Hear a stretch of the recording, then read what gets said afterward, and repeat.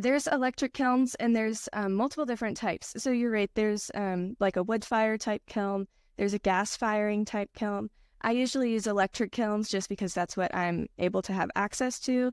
And they also provide some brighter colors that I'm trying to get when I use my blues.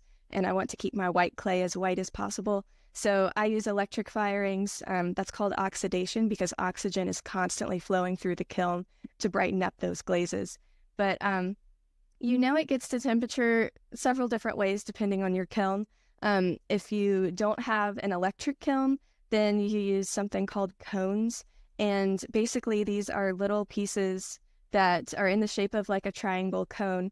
And you put the pointy end up on the shelf, and then there's a peephole in the kiln, so you can remove that peephole during the firing.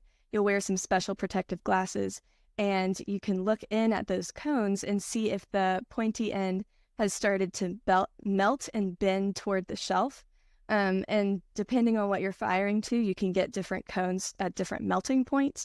And then that's kind of how you're seeing, that's, as they say, the old school way of knowing how your kiln is firing based on the melting points of those cones.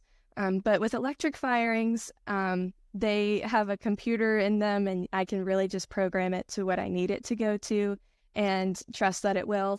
Every once in a while, if I think my kiln is off firing, I will put cones into my kiln and just check it to make sure everything is firing correctly, because there are hot spots and cool spots in your kiln. And so my electric kiln runs very similar to a toaster. It has coils called elements that heat up and turn red. So if those elements aren't working appropriately, then my kiln might underfire or overfire, which could cause all different issues. If it underfires, then it's probably not going to be as food safe or watertight. And if it overfires, my clay actually has the potential to just melt completely. So it's a very fine line of making sure everything is running smoothly to be able to get the exact product you want.